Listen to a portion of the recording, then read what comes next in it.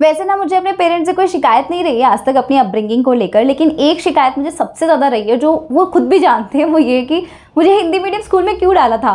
शुरुआत में हिंदी मीडियम में डाल दिया, अपने इंग्लिश मीडियम में डाला होता तो मैं आज इंग्लिश में पूरा पढ़ रही होती, लेकिन मेरी पूरी education life, school life, college life, NEET aspirant वाली life, everything was in Hindi medium.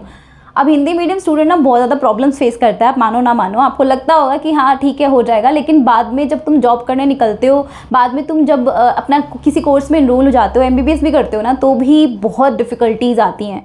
और क्या क्या ऐसी डिफ़िकल्टीज़ होती है जो तुम as a NEET aspirant face करते हो। लिटरली मैंने अपनी पूरी नीट एग्जाम की तैयारी हिंदी मीडियम में करी है, तो आई विल टेल यू कि कौन सी प्रॉब्लम्स तुम फेस करते हो, उन प्रॉब्लम से तुम कैसे अपने आप को ट्रांसफॉर्म कर सकते हो। बिकॉज मैंने खुद को ट्रांसफॉर्म किया है अपने नीट एग्जाम की जर्नी के टाइम पर, पूरा हिंदी मीडियम से इंग्लिश मीडियम में। ये नहीं कि मैंने अपना मीडियम चेंज करा, इट्स लाइक कि मैं पढ़ती थी इंग्लिश मीडियम में पर एग्जाम हिंदी मीडियम में दिया था। तो I will tell you the whole story. अभी आपको कंफ्यूजिंग लग रहा होगा कि ये बोल क्या रही है। एक टाइम हुआ करता था जब मुझे इंग्लिश मीडियम में किताब देते थे तो मुझे एक वर्ड नहीं समझ में आता था, लेकिन आज वो टाइम है कि मुझे हिंदी मीडियम वाली किताब दोगे ना तो मुझे कुछ नहीं समझ में आएगा, जबकि मैंने अपनी पूरी एजुकेशन लाइफ हिंदी मीडियम से निकाली है। लेकिन आज मुझे बहुत डिफिकल्टीज होती है, मुझे ऐसा लगता है यार English is much easier than Hindi language. तो hi everyone, my name is Ekta Soni, very very warm welcome to this YouTube channel. आज मैं बताऊंगी हिंदी मीडियम स्टूडेंट बनना कितना डिफिकल्ट है, क्या डिफिकल्टीज तुम्हें फेस करनी पड़ सकती हैं, कैसे तुम उसको कोप अप कर सकते हो, कैसे खुद को ट्रांसफॉर्म कर सकते हो। And the special one is कि तुम्हें क्या डिसीजंस हैं जो तुम्हें लेने चाहिए एज अ नीट एस्पिरेंट, तुम्हें बेवकूफ़ी कौन सी नहीं करनी चाहिए जो मैंने कर दी थी अपने एग्जाम जर्नी के अंदर। सो सारी चीज़ें बताती हूँ, लेट्स बिगिन। सबसे पहले यार जो सबसे बड़ी बेवकूफ़ी मैंने एज अ नीट एस्पिरेंट करी थी, that was not choosing the different career options, not even giving a thought to different career options। मुझे ऐसा लगता था कि भाई नीट ही सब कुछ है, नीट क्लियर करके जब आप MBBS सीट लेते हो ना तभी आपकी कोई वैल्यू होती है, इसके अलावा तो आप लाइफ में कुछ नहीं कर सकते हो, कोई पैसा नहीं देगा तुम्हें, सिर्फ एक MBBS डॉक्टर ही होता है। तो इतनी भोंदू थी मैं, लेकिन मैं नहीं चाहती कि तुम ये गलती करो। अगर तुमने मल्टीपल ड्रॉप्स ले लिए हैं या फिर तुम अपने 12th के बाद पहला ड्रॉप ले रहे हो और ये तुम्हारा पहला और आखिरी ड्रॉप है, इसके बाद तुम ड्रॉप नहीं लेने वाले हो, तो मैं तुम्हें ये सजेस्ट करूँगी कि प्लीज़ किसी दूसरे एग्जाम या किसी दूसरे करियर ऑप्शन को एक्सप्लोर करके रखो और उसमें बैकअप ऑप्शन रखो। ये मेजर ब्लंडर था जो मैंने अपनी लाइफ में कर दिया था, लेकिन समहाउ मैंने तो कोप अप कर लिया उस चीज़ से, उस जर्नी से मैं तो गुजर गई, बट मैं नहीं चाहती कि तुम वो गलती कर दो। तो अगर तुम अपना पूरा करियर हेल्थ केयर सेक्टर में ही बनाना चाहते हो तो तुम्हें emerge mega scholarship test by Emversity ये एग्जाम जरूर लिखना चाहिए। इस एग्जाम में एलिजिबिलिटी यही है कि तुम 12th पास होने चाहिए, चाहे किसी भी स्ट्रीम से हो। इस एग्जाम में तुम्हें 60 क्वेश्चन मिलेंगे, 90 मिनट्स मिलेंगे और सिर्फ सिंपल एप्टीट्यूड के क्वेश्चन आएंगे जो 10th लेवल के होते हैं। और तो और भाई इस एग्जाम में अगर तुम अच्छी रैंक हासिल करते हो तो तुम्हें काफ़ी सारी चीज़ें मिलेंगी, जैसे कि तुम्हें KTM bike, Ola scooter, MacBook, play station, airport and 1.5 crore की स्कॉलरशिप मिल सकती है for allied health care courses. अगर तुम हेल्थ केयर सेक्टर में जाना चाहते हो तो भी तुम एग्जाम लिख सकते हो, नहीं जाना चाहते हो तो KTM बाइक वगैरह, लैपटॉप वगैरह के लिए तो कर ही सकते हो।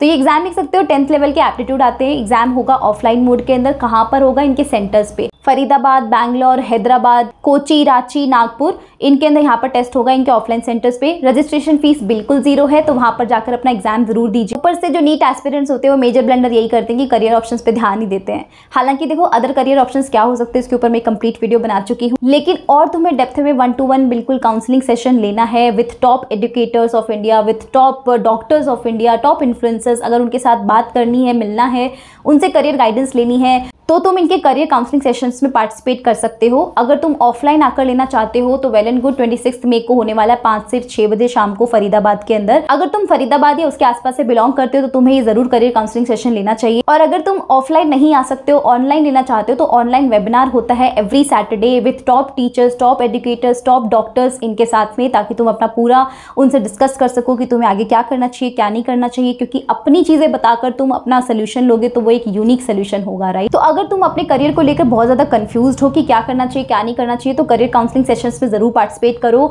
एंड साथ में एमर्ज में ज़रूर इनरोल करो, क्योंकि एमर्ज में इनरोल करोगे तो तुम्हें काफ़ी सारे गिफ्ट्स मिल सकते हैं जो कि बहुत अच्छे गिफ्ट्स हैं। लिंक मैं आपको डिस्क्रिप्शन बॉक्स में दे रही हूँ। अब बात करते हैं कि ऐसी कौन सी प्रॉब्लम्स है जो मैंने फेस करी थी as a Hindi medium NEET aspirant, जो कि तुम भी फेस कर सकते हो अगर तुम हिंदी मीडियम से हो, और कैसे तुम उसे कोप अप कर सकते हो। देखो यार, वैसे कोई प्रॉब्लम नहीं होती। मैं नहीं बोल रही हूँ कि हिंदी मीडियम के स्टूडेंट सेलेक्ट नहीं हो सकते हैं या वो अच्छा नहीं कर सकते हैं। मैंने काफ़ी सारे स्टूडेंट्स देखे, मेरे सीनियर्स देखे देखे हैं जो काफ़ी अच्छी रैंक लेकर आए, अंडर 100 रैंक लेकर आए हैं हिंदी मीडियम एस्पिरेंट होकर। प्रॉब्लम ये होती ना कि यार तुम एक बार नीट तक तो हिंदी झेल लोगे, उसके बाद जब तुम MBBS में एंट्री करोगे तो काफ़ी बच्चों को लगता है हमें MBBS हिंदी में करने का ऑप्शन मिलेगा, but let me tell you नहीं मिलता है। वहाँ पर जो प्रोफेसर्स होते हैं वो कंप्लीट इंग्लिश बोलेंगे, तुम्हें इंग्लिश बोलना पड़ेगा, तो आगे जाके इवेंचुअली तुम्हें इंग्लिश सीखनी ही पड़ेगी, राइट। तुम ये सोचोगे अच्छा इंग्लिश पढ़ना पड़ेगा, तो एक काम करते हैं कि अपन स्विच कर लेते हैं, अपन हिंदी मीडियम नहीं करते, अपन इंग्लिश मीडियम से तैयारी करने लगते हैं। तो ये भी बहुत बड़ी मेजर ब्लंडर हो सकता है जो तुम कर सकते हो कि तुम अपना मीडियम चेंज कर लो while preparing for NEET exam. This is the biggest blunder you can do ever with yourself.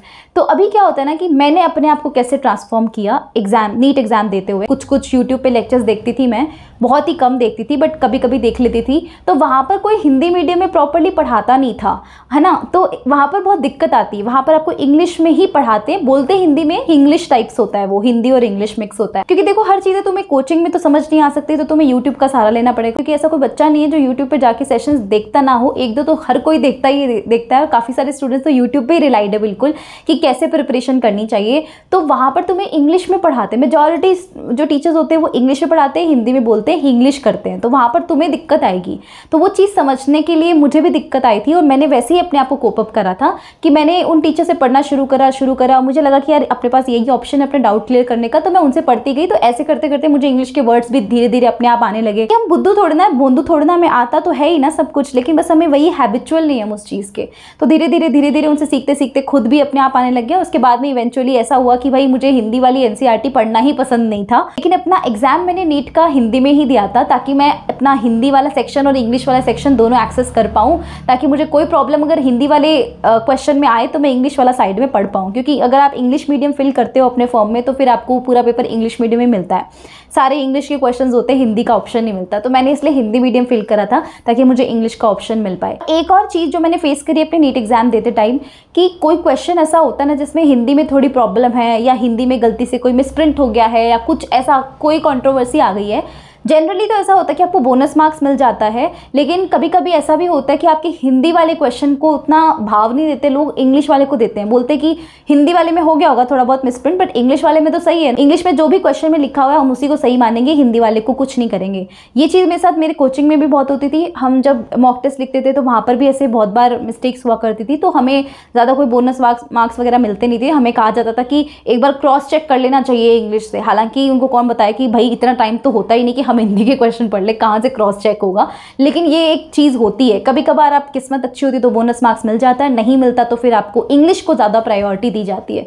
तो ये एक चीज़ हो जाती है कि अगर आप इंग्लिश मीडियम में नीट की तैयारी करते हो तो आपके लिए बेटर रहता है आगे फ्यूचर के लिए भी, MBBS के लिए भी, और अपने एग्जाम के अंदर भी तो ईजी भी रहता है, और अपना यूट्यूब पे आप कहीं से भी अपने लेक्चर्स को जल्दी से एक्सेस कर पाते हो। लेकिन अगर आप एक हिंदी मीडियम स्टूडेंट और आपको नहीं समझ में आ रहा कि तैयारी कहाँ से करें, तो मैं तुम्हें कुछ चैनल्स रेकमेंड करना चाहूँगी जो मैंने थोड़ा बहुत रिसर्च किया है। हालांकि मैंने उन टीचर्स को बिल्कुल भी अपने पर्सनली देखा नहीं कि वो कैसा पढ़ाते हैं कैसा नहीं पढ़ाते हैं। तुम उन चैनल्स को जाके बस एक बार चेकआउट कर लो, फिर जाके टीचर्स को देख लो कि कौन सा तुम्हें बेटर लग रहा है, और उसके अकॉर्डिंग तुम अपने बैच भी ले सकते हो, year long batch if you want to take. एक है Unacademy NEET Hindi medium, Doubtnut का हिंदी मीडियम चैनल है, एक PW हिंदी मीडियम है, एक नीट वाला हिंदी मीडियम। तो ये 3-4 चैनल्स है जो मैंने डिस्कवर करें। इसके अलावा भी बहुत सारे चैनल्स हैं, एक बार तुम थोड़ा सा देखो और यूट्यूब पे सर्च करो हिंदी मीडियम लेक्चर्स, तो शायद आपको मिल जाएं। मैं हिंदी मीडियम में पढ़ा देती, लेकिन लिटरली मैं भूल चुकी हूँ अभी हिंदी के वर्ड्स, और मैं कोई खतरा नहीं मोल लेना चाहती हूँ कि मैं कोई चीज़ मिस कर दूँ तुम्हें पढ़ाते हुए। हालांकि इंग्लिश में अगर आप मेरे लेक्चर्स देखेंगे तो आपको कभी ऐसा लगेगा नहीं कि मैं कुछ बहुत बड़ी तोप चीज़ पढ़ा रही हूँ।